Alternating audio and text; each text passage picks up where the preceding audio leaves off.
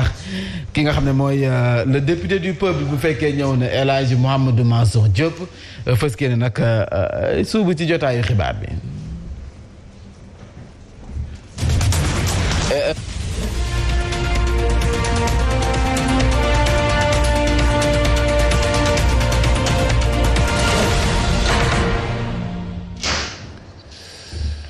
yéen a ngi déglu Zik FM di ànd ak Sen TV juróom-ñetti waxtu asalaamaaleykum di gën a fës ci bopp xibaar yi maire bu Sindia Ahmed Fall Braya ñoom ñëpp ñëw nañu ci gëm sa bopp nekk mooy loolee itam ñii di waa parti socialiste ca diwaanu Mbour dañoo gis ni waa APR ñu ngi xajamal coalition bi bëgg a def lu leen neex dicté seeni ay loi te mu nekkoon démb ànd gor mooy li tax maire ba di Fallou Sylla jamono ji lëkkatloo na ak itam coalition gëm sa bopp ngir sóobu ci élection locale yi la ñu dëgmal sabab bi mooy maire Mbour ba léegi te it nag gis na doxalin woo xam ni ñaaw na lool. ñu wax ci leneen di li nga xam moo féete bët Saalumu Sénégal li nga xam moom la ñuy woowee désertification c'est waa Front Civil daal dinañuy engagé wu ci côté population bi ak itam ñi nga xam ni ñooy autorités locales yi ngir xeex loolu le Front Civil la ñu gën a déplorer mooy ñàkk ay moyens ay jumtukaay yoo xam ne war nañu koo xeexee ci Samba buy yàq àll bi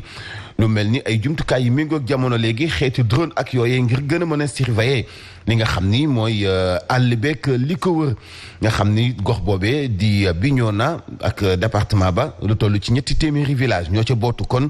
war nañu ko gën a mën a saytu ci anam gu dox ni jamono di doxee. xibaaru sport dinañ ci ànd ak Baye Ma Anta Mboup yéen kay ak El Hadji Ahmed Aïdara Niskis Mambey Ndiaye mooy faram fàcce xibaar yi.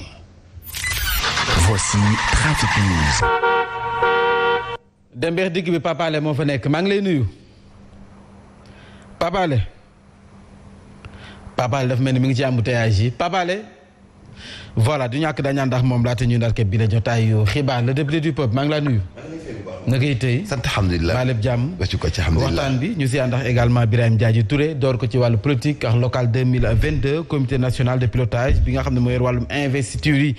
ci coalition wàllu Sénégal ñoom nee nañu nag altine talaata lu mu gàtt àllarba ci boppam daañ nag fésal seen liste candidat yi nga xam ne ñoom la ñu tekk si juróomi téeméer ak juróom fukk ak juróom-ñeenti collectivité territoriale yu nekk fii ci réewum Sénégal loolee ka ko xamle mooy kii ngalloo wàllum élection yi ci parti démocratique sénégalais moom Cheikh Dieng nag moom samp nañu ko si ndajam assemblée générale ngir nag mu dem ci mairie ville bu Pikine jële fa waa Benno Bokk Yaakaar ñu teew lay kàddoom. dañoo yan mooy dañoo sas. nous avons un département la ville de Pikine qui est actuellement au maire de Benno Bokk Yaakaar. ñu yor ko yorin wu ñaaw ñu yor ko yor sans bilan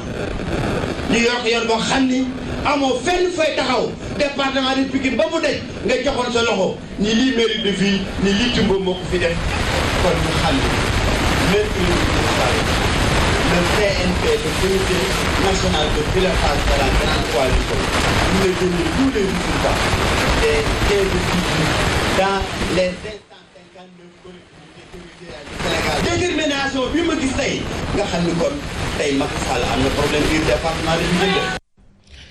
ni ngeen ko waxee ci ndorteelu bi la jotaay xibaar waa coalition gëm sa bopp yokk seen clim bi la yoon gannaaw maire bu Sindia Ahmed Fall Braya moo ñëw fas yéene ndax ñoom ci jongante gogo xaani foofee sa Ndar mu mel ni kon nag Bougane Gueye Dany Ahmed Fall Braya ñaan ñooñu ñëw fas yéene jàkkaarloo waa coalition Benno Bokk Yaakaar njiit la di Mansour Faye ñu ànd Cheikh Alassane Baldé.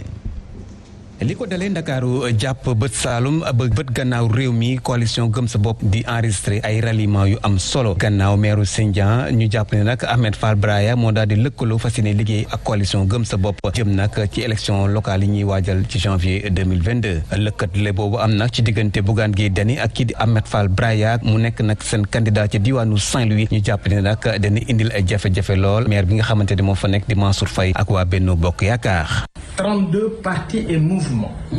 ñëw ànd ak moom ñëw ànd ak coalition gëm sa bopp benn objectif rek la ñu am la mairie de Saint-Louis du ñu fayam président parce que dañu bëgg jël le département de Saint-Louis te loolu it Saint-Louisiens yi dañu ko soxla kon Bougane Gueye ak Ahmed Fall Braya biir Saint-Louis soxla mairie Saint-Louis ku ne xam na ne waa Ndar jóg nañ ensemble tam dinañu xool dans les communes suñu nit ña fa nekk lu ñuy composé ba am une liste génn candidat boo xam ne dafay mucc ayib du ñu yem foofu peut-être que dans l'avenir war nañu mën am ay perspectives yooyu war nañ ko ànd xalaat ko en tout cas man di ma def lu dul sant la gërëm la ndax képp koo dégg politicien bu mag ci Ndar mi ngi ci coalition boobu kon pare nañu ñun pour conquérir la ville de Saint-Louis le département bu ëllëgee nag yàlla mën na def bu yoon wi neexee ñu continuer ci leneen ak leneen. daanaka ci diirub ñaari fan coalition bi nga xamante ne nag kii di Bougane Gueye Dany moo ko daal di jiite am na ay ralliement yu am solo baw ci ay kàngam ci wàllu politique la ko jiitu ci ay fan nag lu toll ci fanweer ci ay conseillers ca Guédiawaye ñoo daal di bàbbeeku ca mouvance présidentielle bi daat koy wutal si moom sax xam le ne nag ci fan ñu demal ni te am na yeneen ralliement yi nga xamante ni ñu ngi koy xaarandi. El Hadj bokk na ci ralliement yooyee moo di maire bu Mbour di Fallou Sylla socialiste la moom dafa gis ne doxalee investiture dañu ko ca beddi moo tax moom it mu waxtaan ak njiital gëm sa bopp ci coalition boobee la fas yéene demee ci joŋante gox-goxaan yi El Hadj ban jàngat ngay def ci doxalinu coalition bi nu mel. xam nga Fallou Sylla li mu def man dama ko tuddee ralliement. mooy jóge ci parti dem ci parti. non dafa nekk moom ci parti socialiste la bokk. et parti socialiste ku ne xam nga ni département bu Mbour mooy dooleem. donc bu fekkee dañu dem ci ay élection ci jamono joo xamante ni bi xëy na kenn ñimewul woon nekk candidat ci coalition Benno Bokk Yaakaar ñu xam ni moom moo fa nekkoon comme maire am na doole ñu fal ko mu nekk maire ci coalition Benno Bokk Yaakaar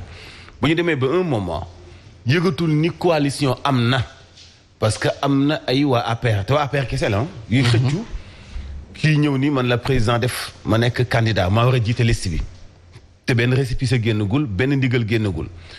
bu ñuy def ay ndaje yu bokk ci turu Benno Bokk Yaakaar duñu ci woo Fallou Sylla te gisaguñu lenn lu jóge ci kaw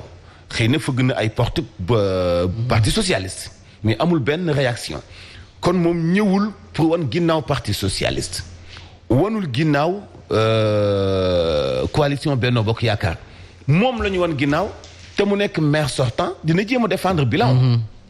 donc bu fekkee xam na ni Mbour bari na loolu ay militants yu gëm sa bopp te gëm sa bopp itam mun na demee ak bañeeram en même temps kenn ku nekk mun na am loo jëriñ sa bopp dafay delluwaat ci cosaan bi sosoon coalition Benno Bokk Yaakaar muy ànd ngor yéen a ngi fàttaliku ànd ngor noonu la tuddoon. dekkal ngor léegi nag bu fekkente ni gis na ni ngor googu ñuy wax amatul ci biir coalition bi parce que ay mag bu ñuy ànd finalement ñuy kootoo te duñu la ci boole ñuy waxtaan yow te doo ko yëg. ñuy jël ay décisions yoo xamul fu mu jóge nga fëgg buntu seen kilifa amoo benn réponse parti socialiste pour suñu pas suñu instant bii ci biir coalition Benno Bokk Yaakaar te yow nga représenté parti ba ci localité ba fu mel ni Mbour faaw nga wut ñeneen ñoo àndal parce que Fallou Sylla itam ak ni mu toll ci Mbour du nangu ñu sacrifier ko noonu. gis nga tey ñi xëccu ci wàllu politique laataa Fallou Sylla di nekk ci wàllu politique wala muy nekk maire ñeneen ñi xëccu tey jii. di wax lu ñu leen waxul xëy na ci diwaanu Mbour kenn ku nekk laataa ngay dugg ci wàllu politique xam nañu ku nekk lan nga doonoon xam nañu ñen ñoo ci am métier xam na ci ñuy gëlëm ñuy gëlëmal waa Mbour Fallou Sylla bi mu amee njuumte ci ay gestion man bokk naa ci njëkk a taxaw dénoncé ko parce que du ma xool loo xam lu jaaduwul la bi mu amee njuumte ci gestion man maa ko njëkk a dénoncé mais bi ñu defee itam injustice ci kawam man maa ko njëkk a dénoncé bi Benno Bokk Yaakaar ni ñu doxale ci diwaanu Mbour contre Fallou Sylla moo ñaaw moom itam mag la yàgg na politique am na ay pexe PS la tàggatoo dina wut ay pexe ba nga xam ni kenn du ko gas biir Mbour di ko suul loolu moo sabab tey mu ubbil ay buntam ku mel ni gëm sa bopp ak beneen force bu mu mën di doon wala beneen mouvement bu mu mën di doon ngir deme ko ci ay élection c'est-à-dire que foofu dafa am réalité boo xam ne am na fa démb laata rencontre Fallou Sylla ak Bougane am na beneen rencontre bu njabootu parti socialiste def ci diwaan Mbour xam naa ne fii ak suba wala ngoon di nga ci am ay info ci suñu correspondant bi nekk Mbour recadré waat nañu ponkal yi nekk ci Benno Bokk Yaakaar xamal leen ni ngeen doxale du yoon voilà mu ngook mu mel ni kon nag teewlu ngeen sax si kàllaamay nasaraan Fallou Sylla doon dikk si digganteem ak waa parti socialiste APR ndax nag ñoom nee na ju nangu benn yoon président Macky Sall di def forcing di leen imposer ñoom waa Mbour ab candidat bu nga xam ne ni nekkul loo xam ne ñoo waxtaan nañ ko seen biir Fallou Sylla ay kàddoom teewlu ngeen ko ci kàllaamay nasaraan sa commune bu Louga coalition gëm sa bopp moom mu ngay dëggal boppam waaye Yewwi Askan Wi ñoom it di fa gën a néew doole ndax nag ñooñee te ñu ànd ak Bougane Gueye Dany tànn nañu seen tête de liste mu di Baye Dame Khoule si ak gannaaw taskatu xibaar yi la ñu fësal seen bëgg-bëgg ngir nag bés bu ñu leen tegee si jal ba ñu xam na ni doxalee Galaye Sylla teewlu ngeen reportage am si kàllaamay nasaraan ñu wutali sa Linguère foofee mu mel ni kon xëccooga ci bopp mairie ba bari na fa lool mu mel ni it ka ñu fa bëgg a jële moo di Aly Ngouille Ndiaye ka fa bëgg a jële mu directeur général bu ANER moom Djibi Sarr Ndiaye nee na nag naam sim ndajem assemblée générale ndaw yeex jigéen ñi samp nañu ko ngir ñu doon seen candidat waaye terewul mu ngay may nopp nag seenam njiit di Macky Sall ngir xam kan lay teg foofee si Linguère ñu teewlu ay kàddoom moom Djibi Sarr Ndiaye. invité ñu jigéen ñi invité ñu pour ñëw waxtaan ak ñun kaddu yu fi jub yëpp kaddu candidature aux élections municipales la plus précisément la candidature pour la commune de Linguère li ma sama waxi démb mooy sama waxi tey bëgg naa nekk maire Linguère loolu kenn waxatu ko sama xelanki loolu kenn waxatu ko waaye dañu nekk ci parti nekk ci coalition am ay kilifa gu mag gi jóg yëkkati kàddoom ñun ñëpp ñu toog di ko déglu ñu ngi xaar nag mu tànn di ñaan yàlla mu tànn ñu ndax am nañ yaakaar ne tey bu ñu tànnee tey li jiitu mooy danañ gagné commune Linguère loolu amuñ ci benn sikk sàkk bu ñu tànnee comme candidat la commune de Linguère sera entre les mains de la coalition Benno Bokk Yaakaar. Birahim li leer ba leer moo di Djibi Sarr Ndiaye mi fekkee moom lañ teg sa Linguère Aly Ngouille Ndiaye après dana gis boppam sa tënkee gis ngeen ni mu demee Ismaïla Madior Fall nee nañu moom la ñu fa teg Souleymane Ndoye gedd na samp ndëndëm te Souleymane Ndoye ku ko wax ministre Omar Gueye du coup ñoom ñoo bokk fa ñu nekk est-ce que coalition Benno Bokk Yaakaar gannaaw investiture yi du fi doxe tas. du tas parce que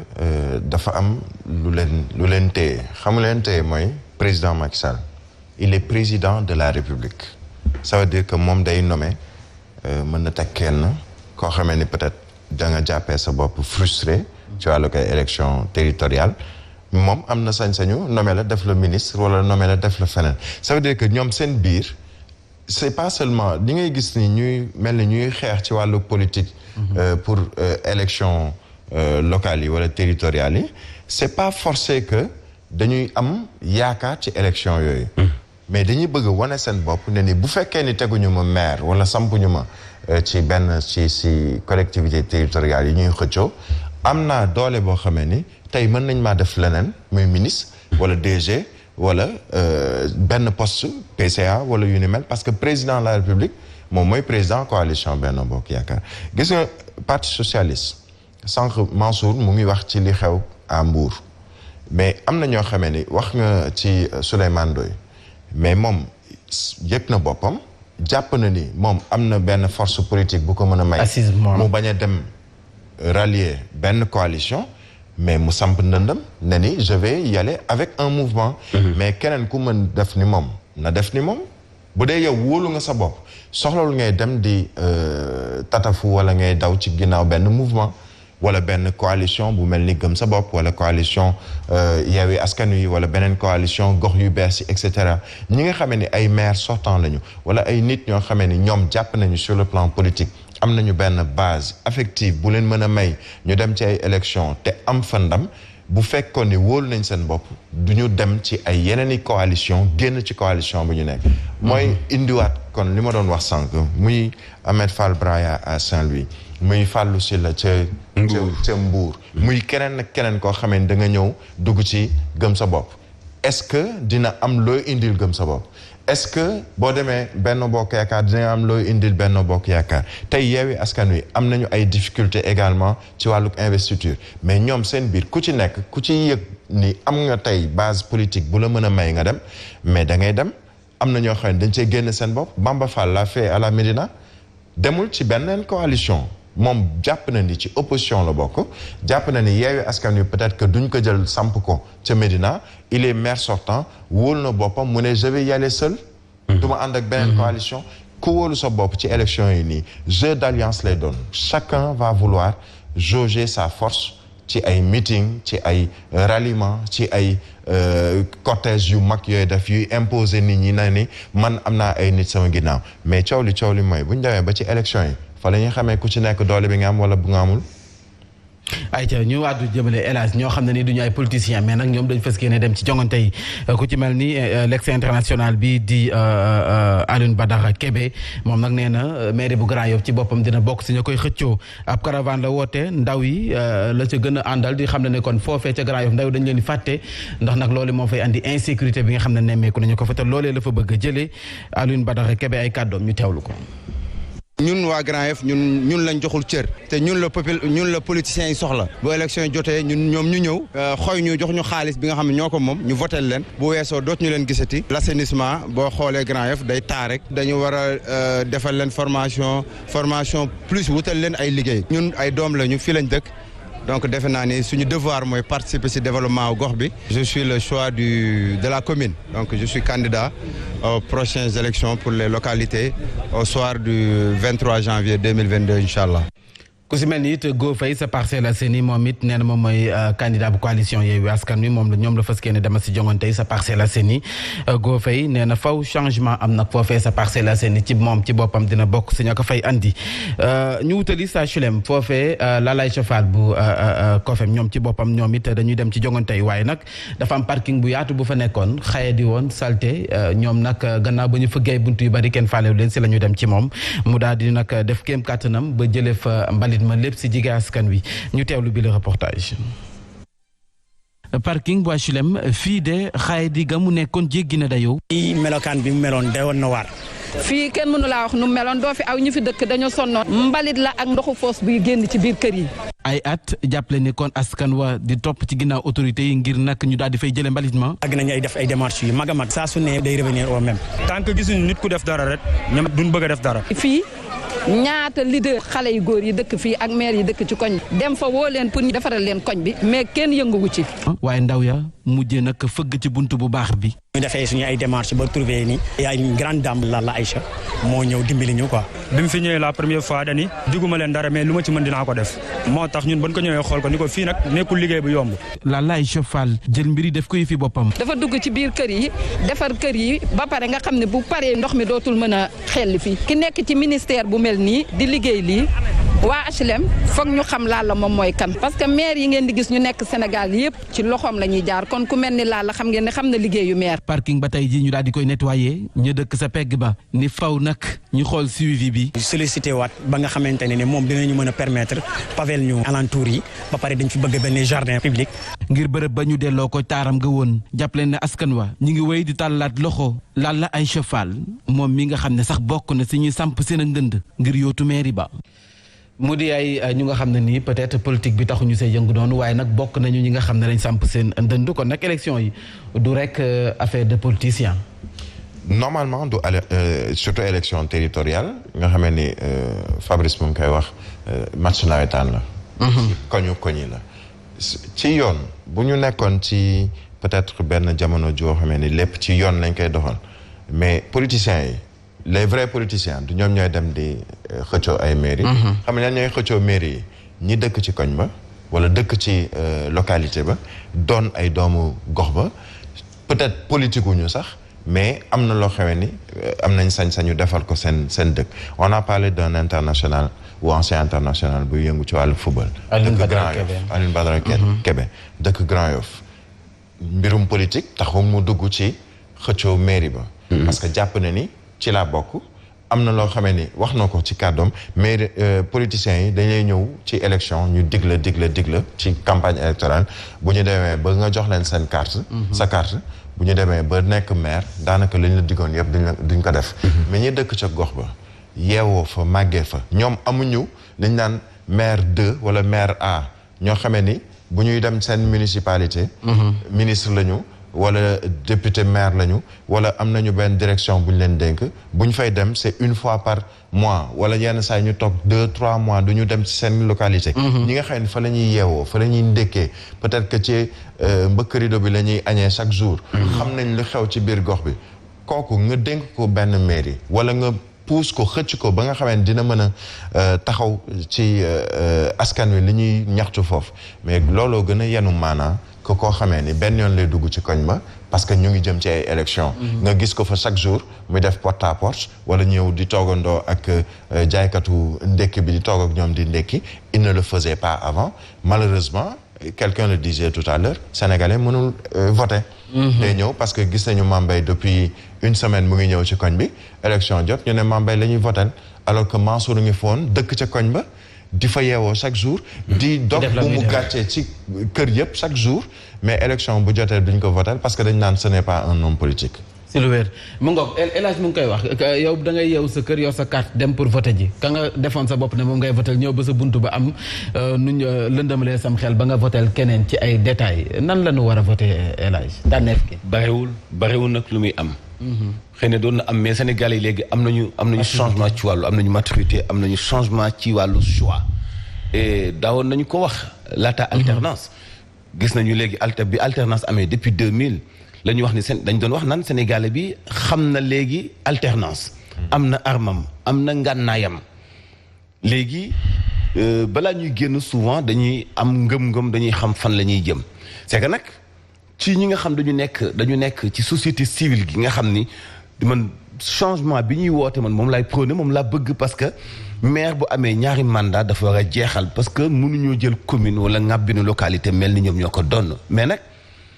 par exemple Alioune Badara Kébé mi man xawma ko mais yàgg naa gis ay activités ci wàllu setal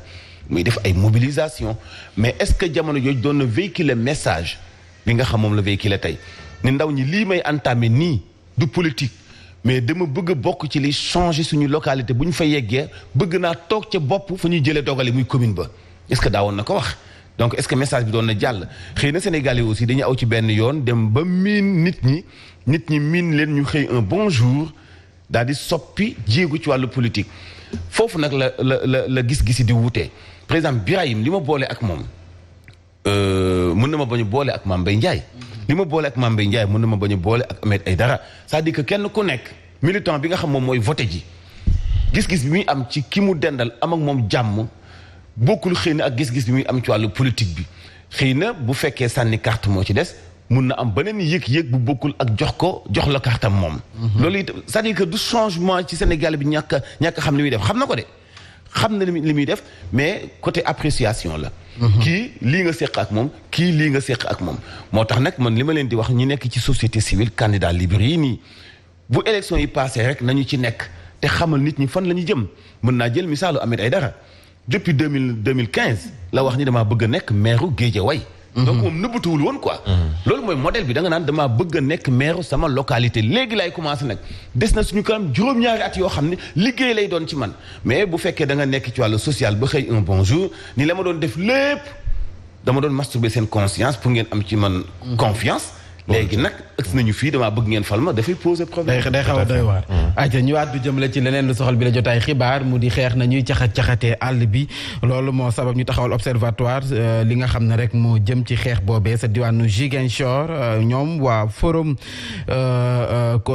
civil bu Bignona daal di say profito ngir nag dikkaat ci jafe-jafe yi nga xam ne waa Eaux et Forêts ñu ngi koy jànkonteel foofee ci ñàkkum ay jumtukaay ndax nee nañu nag foofee benn oto rek la ñu am ci village bu nga xam ne wala sax si gox bu nga xam ne 3 téeméer ci ay village ña nga fa Abdoulaye Diallo ñu teew lay kàddoom. jàpp nañ ni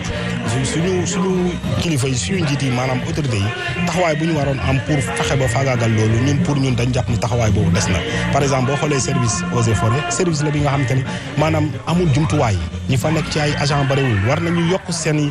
i lim yokk seen i jumtuwaay mën a dëgëral seen taxawaay mu ànd ak ñun comité yi ñu nekk di teg nii en place mu nekk comité yi nga xamante ni mun nañ leen yombalal mbir bi parce que balaa ñuy jóg di dem ci àll bi ñoom mii di def ay patrouille day fekk population yi à la base ñu ngi defal seen bopp patrouille yooyu bu ñu gisee ki nga xamante ni mu ngi def naka sudul noonu ñu woo leen ñu mun a réagir de façon prompte efficace et rapide pour que au moins ñi nga xamante ni ñu ngi sonal nit ñi di dagg àll bi nu mu leen neexee ñu mun leen faagagal. Birahim muy Eaux et Forêts yenn saa yi waa service d'hygiène dañ leen koy jàmbatal mu di ñàkkum jumtukaay moonte di liggéey bu am solo la ñuy def. liggéey bu am importance surtout ci zone boobu ñu nekk xam nga dañuy toog ne la. Gambie tey bokk na ci dëkk yu exportateur. li nga xam ne moom mooy bant. te ñu ne la bu dee ci wàllu àll wala forêt Gambie amul suffisamment ci wàllu woowu bay war a mën a exporter fan lañ koy jëlee ñu ne fii lañ koy jëlee ci réewum Sénégal ci àllu Casamance bi ak lu ko wër Bignona boobu foofu la am benn mine anti-char explosé fan yii passé je pense c'était vendredi gannaaw julli juma ay ndaw ñàkk si seen bakkan ñu toll ci juróom-benn xam nga li koy waral mooy dem nañu ba la réalité foofu ci dëkk ba di Bignona mooy ni li ñu doon wax ne ni MFDC ci yenn zone yi mu amoon yépp armée bi nangu na ko mais foofu dafa des donc tey bu ñu jàppalee waa Eaux et Forêts ci wàllu jumtuwaay pour ñu mën a xeex li nga xam ne moom mooy dagg bi ñuy dagg garab yi ak leneen loo xamee ne mu ngi jëm ci wàllu gàncax gi ak alim bi c'est tout simplement l'avenir ngay sauvegarder non seulement askan wi nga xam ne dañoo war a dellu si ci yenn ci ay gox ci Casamance lu ko wër yëpp